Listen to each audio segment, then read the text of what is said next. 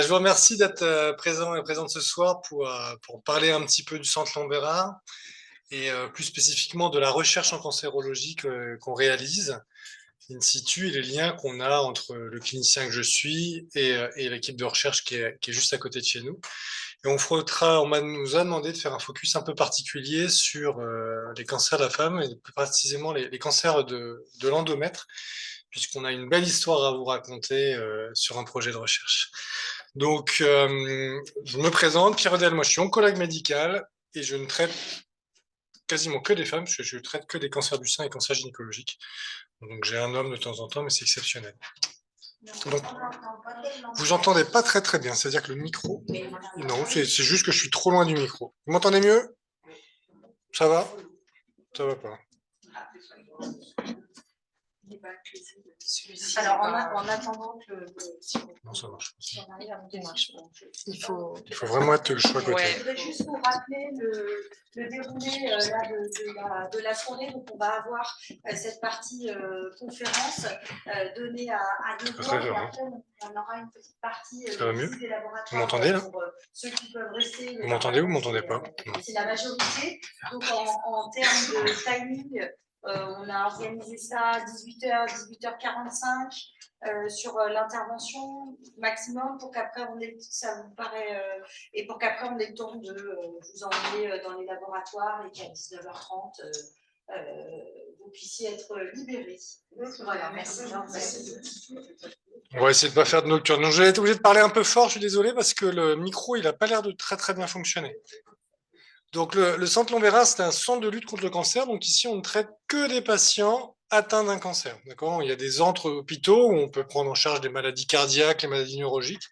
Nous, c'est pas du tout le cas. C'est notre spécificité. C'est notre spécificité depuis 100 ans maintenant, puisqu'on cette année, on fête le centenaire du Centre Lombera.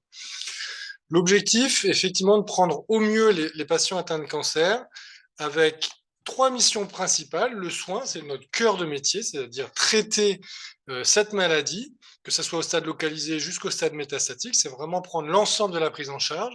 C'est de faire de l'enseignement, c'est-à-dire qu'on est un centre universitaire où on accueille des étudiants en médecine et on forme également des étudiants dans les professions paramédicales ou aussi en formation médicale continue. Et on a une autre spécificité, notre troisième des missions, qui est une mission qui est importante, qui est une d'ailleurs des missions pour lesquelles on recrute souvent des médecins, c'est qu'on a une activité de recherche, qui est une activité de recherche à la fois clinique, c'est-à-dire qu'on essaie de définir de nouvelles stratégies thérapeutiques. On a également une recherche plus fondamentale, dont vous parlera Virginie tout à l'heure, qui permet vraiment d'essayer d'innover, de voir où est-ce que sera la cancérologie d'ici 5 à 10 ans. Donc notre prise en charge, elle est, on dit holistique, c'est un petit peu un gros mot, c'est-à-dire on a une prise en charge qui est globale, c'est-à-dire qu'on va au domicile du patient, puisqu'on a un établissement qui a une hospitalisation à domicile, c'est quelque chose qui est très particulier, qui se fait beaucoup, mais qui chez nous existe depuis une vingtaine d'années. Et on a été également dans les premiers hôtels hospitaliers avec la Maison Léon Bérard, qui est à 700-800 mètres d'ici, qui permet de passer quelques nuits au centre Lombéral, mais sans être médicalisé. Et ce qui est un hôtel qui est très très particulier, notamment pour les séances de radiothérapie où les patients restent des fois plusieurs jours, voire plusieurs semaines. Et quand on habite assez loin, ça permet d'éviter les longs et toujours difficiles allers-retours. Un très rapide rappel sur ce qu'est le cancer, c'est malheureusement la maladie la plus fréquente, en tout cas la première cause de mortalité encore en France. C'est 350 000 nouveaux cas tous les ans en France. Et c'est encore aujourd'hui 400 décès par jour. Alors, maintenant, depuis le Covid, on sait ce que représente un nombre de décès par jour. Et là, ça reste la première cause de mortalité.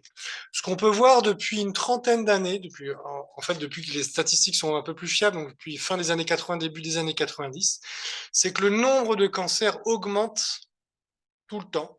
Pourquoi? Parce qu'on est de plus en plus nombreux en France et que la population est de plus en plus âgée, mais aussi parce qu'on améliore de plus en plus ce dépistage, alors que la cause de mortalité reste finalement assez stable. En tout cas, l'augmentation est beaucoup moins prononcée, et ça, c'est lié au fait qu'on diagnostique de plus en plus précocement le cancer, mais c'est surtout lié au fait que les stratégies thérapeutiques sont de plus en plus optimales. Alors, juste en quelques chiffres, ça c'est ce que représente le cancer en 2015, c'est les derniers chiffres de l'INCa, de l'Institut national du cancer. Alors, vous voyez pas très bien, la première cause de cancer chez la femme, c'est le cancer du sein. Chez le cancer de l'homme, c'est le trait rouge, c'est le cancer de prostate, à peu près à 55-60 000 nouveaux cas par an en France. Et nous, aujourd'hui, je vais vous parler du cancer du corps de l'utérus, qui est le cancer de l'endomètre. Alors, pourquoi vous parlez du cancer de l'endomètre? Je vais vous expliquer, c'est que là encore, il y a beaucoup d'innovations thérapeutiques sur ce cancer qui est finalement, même si on n'en parle pas autant que le cancer du sein, qui est le 4e cancer de la femme, avec un petit peu moins de 10 000 nouveaux cas par an en France. C'est un cancer qui touche la femme généralement à peu près en médiane de 70 ans. Et une des chances avec ce cancer, c'est que 3 fois sur 4, il est diagnostiqué à un stade localisé. Vous savez que le stade de la maladie, c'est le principal facteur pronostic du cancer. Et 3 fois sur 4, on fait un diagnostic à un stade localisé. Pourquoi? Parce qu'il y a souvent un symptôme qui alerte, c'est le retour des règles. Le retour des règles après 70 ans, chez une femme ménopausée, on doit penser au cancer de l'endomètre. Les facteurs de risque, alors je suis désolé, si je vais essayer de décaler un tout petit peu ça pour qu'on arrête de cacher mon titre à chaque fois. Donc les facteurs de risque, c'est l'âge, le principal, je vous l'ai dit, hein, c'est les femmes généralement après 70 ans, et c'est des femmes qui ont des facteurs de risque liés à l'obésité, l'hypertension artérielle, le diabète. Et en fait, quand vous voyez ça, vous imaginez très bien qu'avec les générations qui arrivent, ce cancer de l'endomètre va naturellement augmenter en incidence. Et c'est déjà le cas notamment en Amérique du Nord, où la population est de plus en plus obèse, la proportion de la population est de plus en plus obèse. On imagine très naturellement que le cancer de l'endomètre augmente, l'incidence augmente dans l'Amérique du Nord. Le pronostic est plutôt très bon, donc ce pronostic est directement relié au stade de la maladie comme dans tous les cancers. Vous voyez que quand on fait un cancer à un stade localisé, le stade 1, qui est présent 3 fois sur 4 comme je vous l'ai dit, on a 80-90% de chances de guérison, ce qui est malheureusement loin d'être le cas au stade plus avancé, notamment au stade métastatique, c'est-à-dire quand le cancer s'est déplacé dans un autre organe, où là malheureusement on a beaucoup plus de mal à le contrôler. Finalement, l'évolution de la compréhension du cancer nous font dire qu'aujourd'hui, finalement, ce ne serait pas un cancer de l'endomètre, mais plusieurs cancers de l'endomètre. Et ces plusieurs types de cancers de l'endomètre seraient liés à des anomalies moléculaires. Et je vais vous expliquer un petit peu ce que c'est une anomalie moléculaire. Ces deux types de cancers, finalement, on les diagnostique pas au même moment, et surtout, ils n'ont pas du tout les mêmes pronostics. On a vraiment l'impression qu'il y a un des types de cancer de l'endomètre qui est plus agressif que l'autre, même à stade égal, les chances de survie sont pas les mêmes. Alors, le traitement principal dans le cancer de l'endomètre, c'est la chirurgie. Ça l'était il y a 100 ans, la chirurgie, une chirurgie qui est plutôt lourde puisqu'on retire l'utérus, les ovaires, les ganglions, on regarde toute la cavité abdominale, c'est une chirurgie qui est assez lourde, mais c'est le traitement de référence du cancer de l'endomètre. Et qui a toujours été. Le deuxième traitement du cancer de l'endomètre, c'est la radiothérapie. La radiothérapie, là encore, ça existe depuis fin des années 1800, début 1900. Et là encore, la radiothérapie, c'est envoyer un rayonnement ionisant au niveau des organes malades pour essayer d'entraîner des cassures de l'ADN, entraîner une mort des cellules cancéreuses.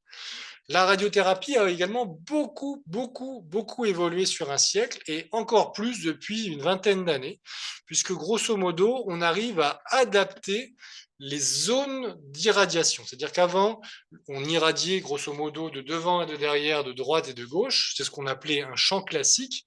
Et vous voyez que finalement, que ce soit du tissu digestif normal ou l'endomètre en lui-même, on recevait la même dose d'irradiation. Ce qui posait problème, c'est qu'on n'arrivait pas forcément à bien contrôler l'efficacité sur le cancer et surtout, on irradiait des zones qui n'avaient pas besoin et on avait des toxicités. Et arrivé depuis début des années 2000, la modulation d'intensité avec des nouvelles techniques, des petites lamelles qui glissent. Vous voyez, on arrive à adapter la dose. Plus c'est foncé, plus la dose est importante et plus c'est clair, plus la dose est faible. Donc on arrive de plus en plus à adapter la zone où on doit irradier avec des traitements un peu plus efficace. Et la dernière grande évolution, vous en avez peut-être entendu parler, c'est la tomothérapie, où là, c'est finalement comme une machine, comme un scanner qui tourne autour. Et là, finalement, on arrive vraiment à adapter quasiment au millimètre les doses d'irradiation. Ça, je vous ai mis cette slide qui vous explique un petit peu ce que c'était la radiothérapie avant. C'était une radiothérapie antéro-postérieure, droite-gauche. Et arrivé l'irradiation en modulation d'intensité, vous voyez ce qu'on est capable de faire en tomothérapie, c'est-à-dire que là, quand c'est bien rouge, c'est la zone où on veut irradier au maximum, et quand c'est en bleu, c'est vraiment là où on veut au minimum entraîner de la radiothérapie.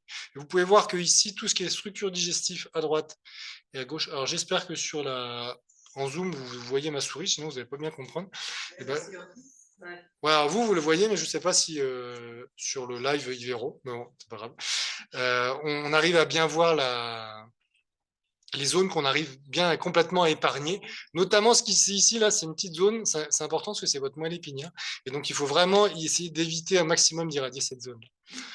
L'autre évolution majeure qui existe en cancérologie, c'est la compréhension de la biologie moléculaire. La biologie moléculaire, c'est plein de petites choses qui sont dans les cellules cancéreuses, à l'intérieur des chromosomes, et en fonction de ces anomalies, eh ben, en fait, ça entraîne une agressivité du cancer.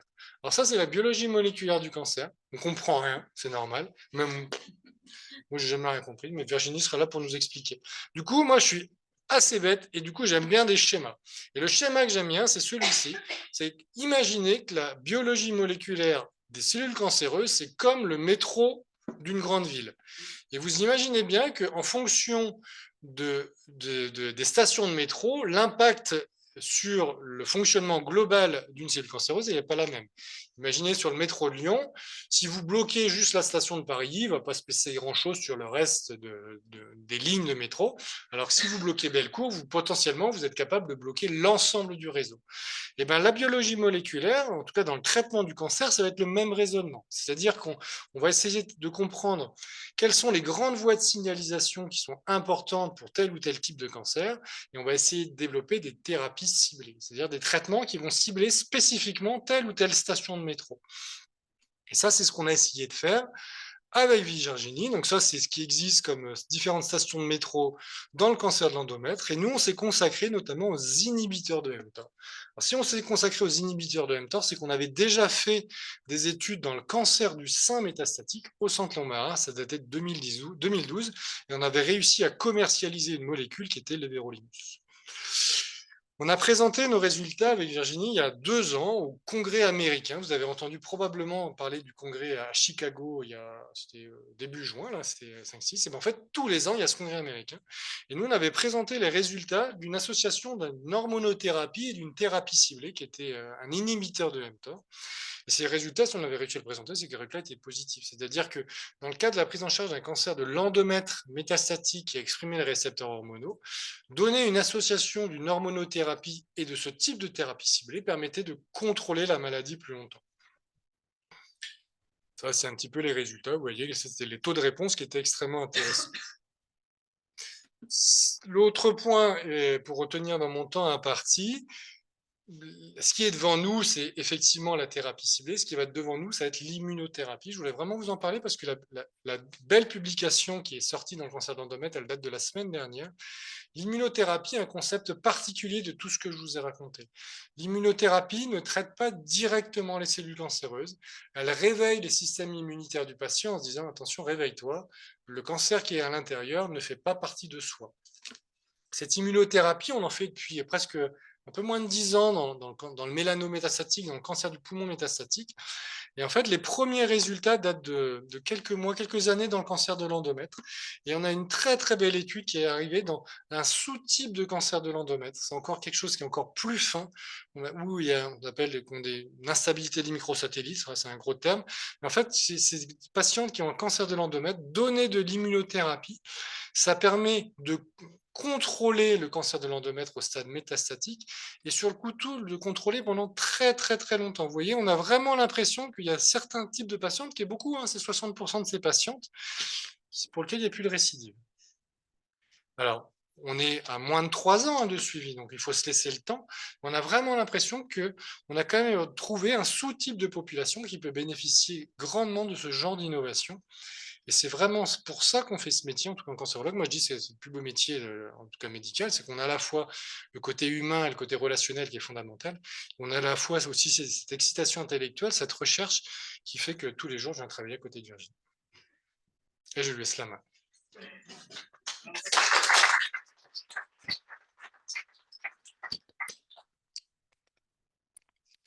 Alors, du coup, effectivement, pour tester ces traitements, avant ça, il faut quand même comprendre la tumeur, parce qu'on ne peut pas donner un traitement s'il n'y a aucun rationnel. Typiquement, si on ne connaît pas quelle est la station de métro à altérer, et forcément, on ne va pas savoir comment faire. Donc, c'est pour ça, en fait, qu'ici, au Centre Léon Bérard, il y a quand même quelque chose d'intéressant, c'est qu'il y a un ensemble de recherches qui se passent. En fait, il faut savoir que dans la recherche, il y a 3 types de recherches qui coexistent, qui cohabitent, et parfois, elles ne sont pas toutes présentes sur un même site. Et ici, on a vraiment la chance d'avoir une cohabitation entre 3 types de recherches qui se complémentent et qui sont essentielles pour aller justement de la connaissance fondamentale jusqu'au patient. Alors, ce que vient de vous expliquer Pierre-Étienne, justement, c'était tout ce qui est autour de la recherche clinique. L'objectif, c'est de tester l'efficacité de nouveaux médicaments innovants et d'en faire bénéficier directement le patient. Mais avant ça, il faut... Tac, alors si j'y arrive... Ouais. Il faut faire de la recherche fondamentale. Recherche fondamentale, ça veut dire comprendre les mécanismes qui arrivent au niveau de la tumeur, que ce soit au niveau des cellules qui la composent ou au niveau des molécules qui la composent. Et ça se fait dans les laboratoires de recherche qu'on visitera tout à l'heure. Et puis, entre les deux, il faut un pont. Parce que finalement, il faut pouvoir aller entre les deux. Pour quelle raison? C'est simple, en recherche clinique, c'est le patient qu'on observe, c'est un être humain. Et de l'autre côté, en recherche fondamentale, très souvent, ça se passe quand même dans des petites boîtes en plastique qui n'ont rien à voir avec un être humain. Donc, au milieu, il faut faire de la recherche qu'on dit de transfert. La recherche de transfert, elle va justement dans 2 sens. Première chose, c'est on va de la recherche clinique à la recherche fondamentale, c'est-à-dire on va observer les pathologies sous un angle moléculaire. Typiquement, si demain je veux essayer de comprendre une pathologie, je regarde dans ma petite boîte de culture et je trouve quelque chose de super intéressant. Mais comme ça se passe dans une boîte en plastique, est-ce que ça se passe dans la vraie vie? Du coup, je vais faire appel justement à Pierre-Étienne. On se met d'accord sur une question intéressante. On trouve des échantillons de patients qui vont permettre de répondre à cette question et on va voir si ce que moi j'ai observé, ça existe dans la vraie vie.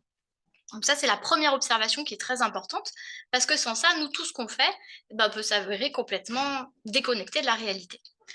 Et puis, il y a un retour dans l'autre sens, c'est-à-dire cette fois-ci, quand on a découvert quelque chose d'innovant, l'objectif, c'est d'aller le plus rapidement vers le patient.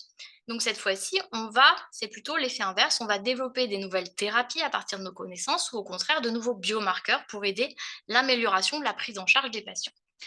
Et finalement, dans l'étude qu'on a pu faire avec Pierre-Étienne, on a fait les deux. On a pu voir justement, observer à partir d'échantillons de patients que nous, ce qu'on avait vu dans nos boîtes de culture, il y avait vraiment quelque chose d'intéressant. Et d'un autre côté, identifier de potentiels biomarqueurs pour aider justement à mieux prendre en charge les patients.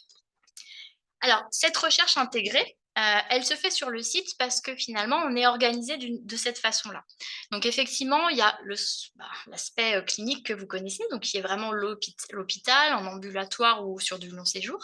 Et puis, derrière, un petit peu caché, donc maintenant, vous le voyez peut-être un peu mieux sur le boulevard Jean 23, il y a un gros logo qui a été mis qui s'appelle CRCL. Et en fait, CRCL, c'est quoi? C'est le Centre de recherche en cancérologie de Lyon qui est rattaché au CLB et en fait, qui est présent juste ici, et qui correspond à 4 grands bâtiments exclusivement dédiés à la recherche fondamentale et la recherche de transfert, où on a naturellement les laboratoires, mais aussi des plateformes techniques pour avoir des méthodes très innovantes pour nous aider justement à mieux comprendre le cancer. Donc l'ensemble, comme vous le disait Pierre-Étienne, c'est dans l'ensemble de ces bâtiments qu'on a à peu près 600 chercheurs aujourd'hui, allant du chercheur, mais aussi à l'étudiant-chercheur et encore à des stagiaires de type master. Alors, nous, dans le laboratoire, on s'intéresse à ça. Donc ça c'est ma molécule préférée, une petite colonne de laine, et qui en fait s'appelle le ribosome. Alors il faut savoir que ce ribosome, on l'a tous, dans toutes nos cellules, mais mieux que ça, c'est même quelque chose qui existe dans tout organisme vivant. Ça existe même chez les plantes, chez les bactéries, chez les champignons, etc. Et ça, c'est quelque chose de très important parce que si on n'en avait pas, en fait, la vie ne pourrait pas exister, puisque c'est un élément essentiel qui permet de construire en fait nos cellules qui construisent notre corps. Alors, à quoi ça sert exactement? Donc, notre corps humain, vous savez qu'il a plein d'organes différents qui ont des fonctions différentes et chaque organe est constitué de cellules avec des capacités spécifiques. Mais en fait, toutes ces cellules, si elles ont leur identité propre, si elles sont différentes, c'est parce qu'elles expriment des briques particulières. Des briques qu'on appelle des protéines en biologie moléculaire. C'est vraiment elles qui vont constituer à la fois l'organisation structurale de la cellule, mais aussi leur fonction. Et en fait, pour produire ces protéines, il faut un ribosome. Sans ribosome, on n'a pas de protéines, on n'a pas de vie. Alors, comment est-ce que ces protéines sont produites et comment est-ce que le ribosome intervient? Donc tout à l'heure, justement, Pierre-Étienne, il vous parlait d'ADN, de chromosomes, etc. Donc moi, je vais essayer de vous resituer un petit peu tout ça, de comment ça fonctionne et à quoi ça sert. Alors, on va faire une analogie assez simple. Donc, imaginons qu'on veut créer un objet, genre un super méga Lego. Comment on fait? C'est très simple, on prend une imprimante 3D et puis là-dedans, dans cette imprimante 3D, on lui met une procédure et grâce à cette procédure, l'imprimante 3D sera capable de nous faire un objet en 3 dimensions. Et cette procédure, quand même, ce qu'il faut savoir, c'est que cette procédure, il ne faut pas qu'on la perde, parce que si on la perd, on perd notre savoir. Donc cette procédure, il faut qu'elle soit vraiment dans une bibliothèque où elle est protégée pour ne pas qu'elle évolue, pour pas qu'elle mute, et pour qu'on puisse garder cette intégrité. Donc ce qu'on va faire, c'est que pour la sortir, cette procédure, on va faire une photocopie. Donc finalement, cette procédure, bien gardée dans notre bibliothèque, on va la photocopier pour la sortir, la mettre dans la machine, et pouf, on va voir notre objet qui est créé en 3D. En fait, dans une cellule, c'est exactement ce qui se passe. Alors, notre bibliothèque, c'est ce qu'on appelle le noyau de notre cellule. C'est un endroit où, en fait, on conserve tout ce qui est nos chromosomes, notre ADN, et c'est là où, en fait, notre ADN est constitué de gènes qui sont nos fameuses procédures. Chaque gène, justement, va être photocopié en une petite procédure qui va pouvoir bouger dans la cellule qu'on appelle un ARN messager. Et cet ARN messager, il est pris en charge par le ribosome. Il va vraiment littéralement fixer, se mettre sur les ARN messagers. Et en fait, donc il faut imaginer un petit fil. Et le ribosome, en fait, il va commencer du début, pouf, il va aller jusqu'au bout et il va lire ce petit fil. Et en fait, de tout ça, il va être capable de produire une protéine. Et c'est comme ça, finalement, que dans notre cellule, on va avoir des protéines différentes en fonction de notre cellule d'intérêt. Et donc, nous, dans le labo, ce qu'on a démontré, c'est que dans les cellules cancéreuses, il y avait 2 choses. Premièrement, il y avait plus de ribosomes que dans les cellules normales. Donc, si on a plus, forcément, elles vont produire plus de protéines. Et pas de chance, en plus, ces ribosomes-là, ils ont la capacité de lire plus facilement les protéines qui sont des protéines dites oncogéniques, c'est-à-dire celles qui favorisent la prolifération tumorale.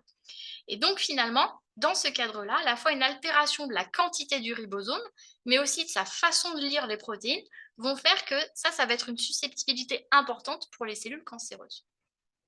Donc ça, naturellement, on l'avait vu dans notre petite boîte de culture, mais est-ce que ça se passe dans la vraie vie?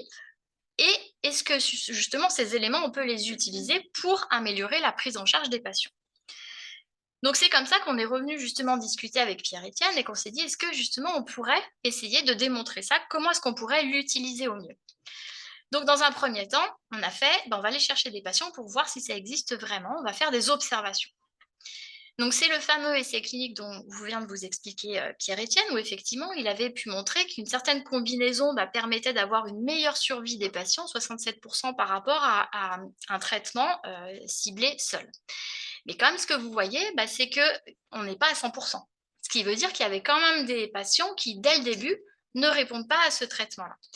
Et donc, nous, la question qu'on s'est posée, mais est-ce qu'on est capable d'anticiper, d'identifier ces patients dès le début pour, justement, étant répondeur ou non répondeur? Puisque s'il est non répondeur, ça ne peut-être pas grand-chose de lui donner cette thérapie. Et donc, pour répondre à cette question, on est allé voir justement des éléments qui régulent ce fameux ribosome et on a effectivement montré que les patientes qui répondent au traitement, elles exprimaient un petit peu moins de ces éléments qui composent le ribosome que les non-répondeuses. Ce qui veut dire qu'avant le traitement, on a peut-être un moyen de discriminer les patientes qui vont répondre versus celles qui ne vont pas répondre. Et ça confirmait ce qu'on avait un petit peu vu au niveau de nos boîtes de culture. Alors, ça, c'était voir dans la vraie vie, est-ce qu'il y a quelque chose qui se passe? Et puis, dans l'autre sens, c'est, mais maintenant, est-ce qu'on peut utiliser les connaissances qu'on a découvertes pour aider les patients en développant justement des nouvelles thérapies? Alors, en fait, comme je vous l'ai dit, ces ribosomes cancéreux, ils sont certes plus nombreux, mais en fait, ils sont aussi différents. Ils n'ont pas tout à fait la même forme de pelote de laine. Et en fait, l'idée maintenant, ce qu'on est en train de développer, c'est qu'on va essayer d'identifier des petites molécules qui vont venir intégrer ces fameux ribosomes cancéreux qui n'ont pas exactement la même forme de pelote de laine pour les empêcher d'être actifs et de laisser actifs les autres pour finalement toucher les ribosomes de la cellule tumorale, mais pas les ribosomes des cellules normales parce qu'on en a besoin. Sans eux, on ne pourrait pas vivre. Donc voilà un petit peu comment, justement, en interaction entre les cliniciens et les chercheurs, on peut arriver à mieux comprendre le cancer, mais aussi à améliorer la prise en charge des patients. Alors naturellement, ça, c'est un gros travail d'équipe. On est 2 aujourd'hui, mais derrière nous, il y a un nombre impressionnant de personnes, naturellement, que ce soit dans un laboratoire ou au chevet des patients. Il faut aussi beaucoup de technologies innovantes. Donc Pierre-Étienne l'a démontré au niveau, donc cette fois-ci, de prise en charge du patient, mais en termes de recherche, c'est exactement la même chose. On a besoin de machines très sophistiquées pour arriver à comprendre des éléments moléculaires, comme je vous l'ai expliqué. Et puis, en parallèle de ça, je pense que vous l'avez compris, sans les patients, sans toutes les personnes qui nous soutiennent, on ne pourrait pas faire notre recherche au jour d'aujourd'hui. Et au-delà de ça, la recherche, ça coûte aussi un peu cher, il faut le dire. Et donc, vous voyez qu'on a quand même un certain nombre de sponsors, donc qui sont soit provenant de l'État, soit provenant d'associations. Et donc, grâce à l'ensemble de ces sponsors et aussi des donateurs du CLB, c'est grâce à eux, grâce à vous, qu'on peut aussi faire avancer la recherche. Donc, j'espère avoir été un petit peu claire, vous avoir appris des nouveautés. Et puis surtout, n'hésitez pas, on est là pour discuter, donc posez vos questions. Merci beaucoup.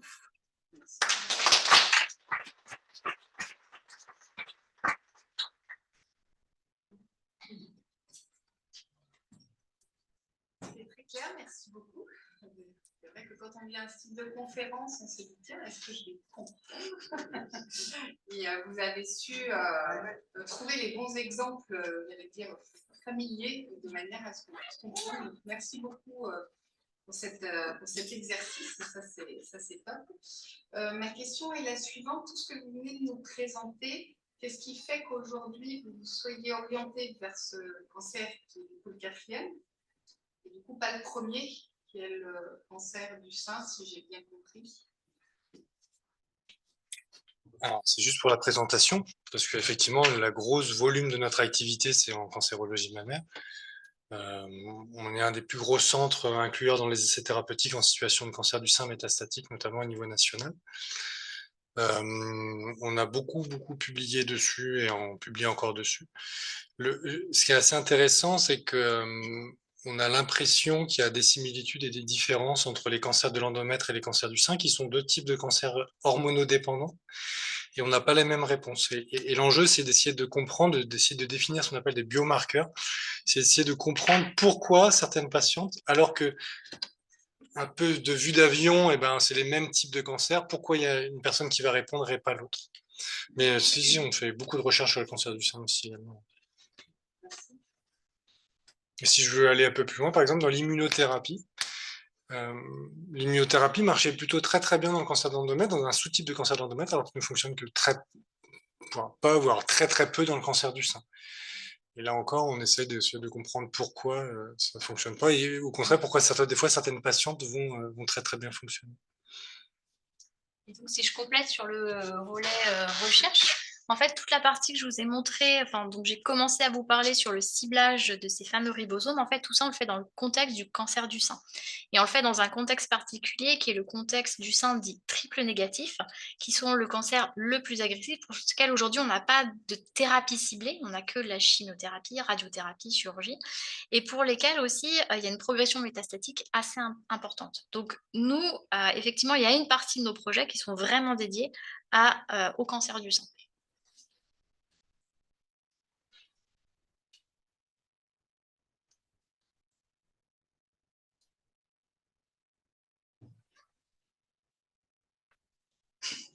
Vous voulez visiter les labos, en fait, c'est ça. J'ai une autre question, si je peux. Oui, bien sûr.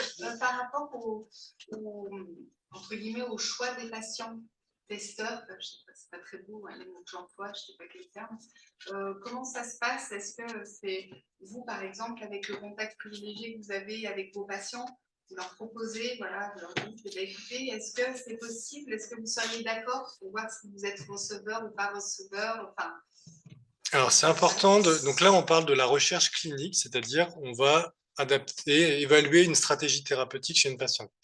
Donc ça, déjà, on doit répondre, l'histoire doit répondre à un certain nombre de critères. Par exemple, dans l'étude Victoria, il fallait un cancer de l'endomètre exprimant les récepteurs hormonaux en situation métastatique qui n'avait pas reçu plus d'une fois de la chimiothérapie. Ça, c'est des critères d'inclusion. Et quand l'histoire de la patiente était entrée dedans, en fait, c'était une discussion qu'on avait avec la patiente en disant bah, la stratégie thérapeutique habituelle, c'est ça. Je vous propose de participer à cette étude-là. C'est important de comprendre qu'on ne fait pas ça dans le dos du patient. C'est interdit par la loi depuis la Seconde Guerre mondiale, en fait. On ne fait pas d'expérimentation chez l'homme sans son accord. Et donc, généralement, il y a tout un protocole. Alors, du coup, il y a une petite dérive maintenant, c'est qu'une dérive administrative avec des protocoles qui font 40, 50 pages à lire. On laisse le temps aux patients de lire ce protocole et on se revoit souvent en consultation pour signer à ce moment-là. Ce qui est aussi important à comprendre, c'est que la recherche clinique, à tout moment, la patiente peut se désister. Moi, je dis toujours, quand vous signez un protocole, on n'est pas chez le notaire. Vous n'avez pas besoin d'un accusé avec réception pour dire je veux plus, vous me le dites, ça peut être au bout de 2 heures, 2 jours, 2 mois, 2 ans. Vous avez juste à me le dire et on arrête là-dessus. Donc le premier critère, c'est il faut que la situation réponde à certains critères cliniques, biologiques, d'histoire de la prise en charge. Et ensuite, c'est une volonté de la personne. Et ça, on écoute. Nous, aujourd'hui, je crois qu'en Centre Lombera, on a à peu près une patiente, alors c'est pas que des patients d'ailleurs, c'est un patient sur 5 qui participe à un programme de recherche. Pas forcément toujours thérapeutique, hein, des fois c'est plutôt des cohortes où on essaie d'évaluer les toxicités à 5 ans, à 10 ans. C'est pas forcément, on évalue toujours le médicament, mais on a une grosse activité de recherche clinique là-dessus.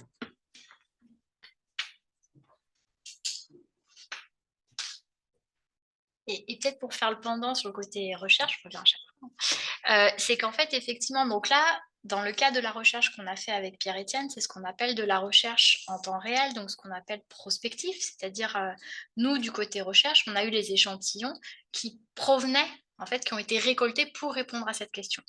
Mais nous, quelquefois, on se pose des questions où on n'a pas besoin d'aller chercher justement des patients en cours de traitement, parce qu'en fait, pareil, on a un certain nombre de critères. Et ce qu'il faut savoir, c'est que chaque patient qui vient au centre Léon Bérard, même s'il n'est pas pris en charge dans un essai clinique particulier, dans sa prise en charge, il y a des échantillons qui sont pris justement pour un diagnostic, etc., etc.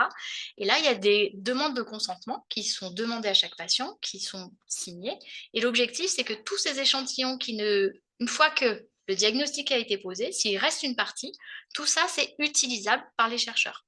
Donc nous, on peut aussi se poser des questions sur ce qu'on appelle des cohortes rétrospectives, c'est-à-dire on a notre question, on sait exactement quel type de patient il faut qu'on analyse pour répondre à notre question, et on va justement dans une entité ici présente au centre Léon Bérard qui s'appelle le Centre de ressources biologiques, qui collecte et vraiment qui garde l'ensemble des échantillons des patients, toute forme. La biopsie, ça peut être congelé, ça peut être des échantillons de sang, etc.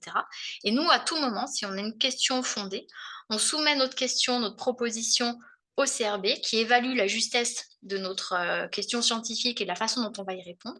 Et si l'accord est donné, on a accès à des échantillons de patients qui ont été pris en charge ou pas dans un essai clinique pour pouvoir répondre à notre question.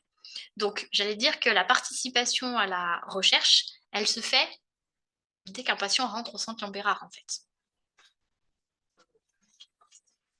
Tout le monde accepte? Non. Non. Alors, c'est aussi réglementaire. En fait, on demande.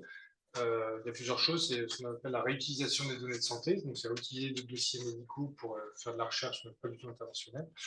On fait aussi une demande sur la réutilisation du matériel tumoral comme ça, et en fait, les personnes ont le droit de refuser. Donc, par contre, on fait une demande à chaque fois, chaque nouveau patient, je dirais que c'est 98% des gens qui acceptent.